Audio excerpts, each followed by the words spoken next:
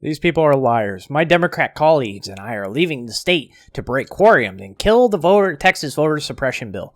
We're flying to D.C. to demand Congress pass the For the People Act and save our democracy. Ooh, there's too many lies in that statement.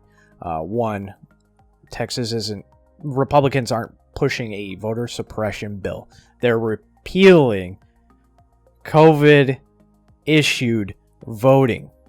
So there were things that made voting easier for most people in the U.S. because of COVID. They want to rescind that and get back to the old ways. They also don't want IDs. They don't want people to vote and prove who they are with IDs. They're flying to D.C. to demand Congress pass the For the People Act. Well, you're leaving your constituents who pay your fucking salary to do your job. Greg Abbott says 58 hypocrite Texas Democrats runaways will be arrested when they return to Austin after jetting to D.C. on 100K chartered private jets to stop vote on GOP's new state voting bills. Texas Democrats fled their state on private jets in order to prevent a series of new restrictive voting bills from becoming law. At least 58 Democratic members of the state House of Representatives left Austin to fly to D.C. on two private jets that cost $100,000 to charter.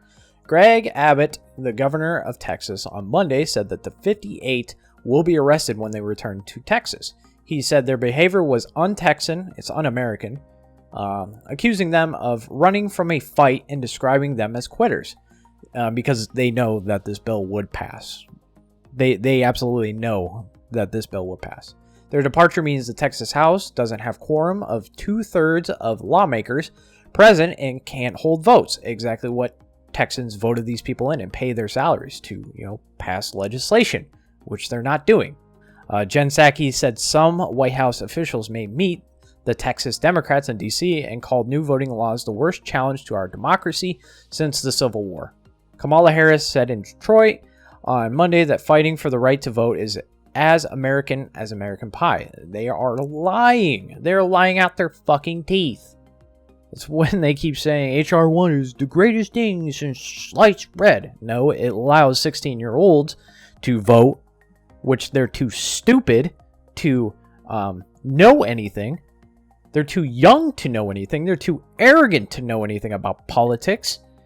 I, for one, think the voting should be 26, in my opinion. That's when your brain is usually fully formed and you start getting into politics for a normal amount of people. Texas House Republicans vote to track down absent Democrats and arrest them, and that passed. So they say they're going to arrest them. We will see how that goes. But if they actually do it, Greg Abbott will be top 5 to top 3 in my presidential. But these are the same people that are pushing it. This dipshit is literally in this the Texas people who abandon their constituents.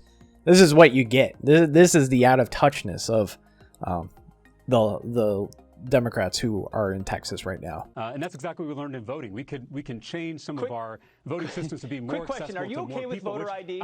Are you okay with voter ID? Because you're going back to the talking points. I get it. The talking points have been issued. Are you okay with voter ID? So voter ID is currently required in the state of Texas. I opposed having to have a driver's license to vote. How about having to send your ballot in? Should you have to prove who you are? Because that's what Democrats are opposing. Pete, I just said I oppose voter ID. Currently, it's a law in Texas, but I oppose that law because I think you don't need it. You oppose voter ID? You don't think the most sacred obligation of our republic, you should have to prove who you are in order to vote? So there are a lot of Texans, actually hundreds of thousands, who don't have a driver's license, who don't drive at all. Do they have a Social Security number? Because according to this Republican law, you could put your last 4 digits of your Social Security number in as proof of who you are. Do they not? No, help me out. Do those people not have Social Security numbers? And who are these people that can't get IDs? So, Pete. Okay, to be fair, I wanted to hear him spew his bullshit of why he doesn't like voter ID. But that is a good point. You can put in your Social Security number, which I'm pretty sure like 99.9% of Americans have, if not 100% of Americans have their Social Security number, if not the full last 4, because, you're supposed to have that on you for your entire life. That is a part of your ID as a person. Most, credit places require you to have your full social. The bill only requires you to have your last 4. to verify who you are. I wanted to hear what he had to say about him not wanting voter ID. These people want no voter ID, so illegal immigrants can vote, and can vote as many times as they want. A random ballot will be put in your house. Yeah, but it's funny. These people are like, voter ID is the greatest, the worst thing to happen to America since the Civil War. So driver's license are the worst, or worse than that. IDs for alcohol and cigarettes are the worst thing since the Civil War. Like, these people don't think. The people that like vote these people in also they can't think for shit. They just go, yeah, that sounds good. Do zero research and like, yeah, that's good. And then they turn off the TV and they go about their normal life. But hey, the 24 things that are the worst things since the Civil War, according to Democrats. 24 things that require a photo ID.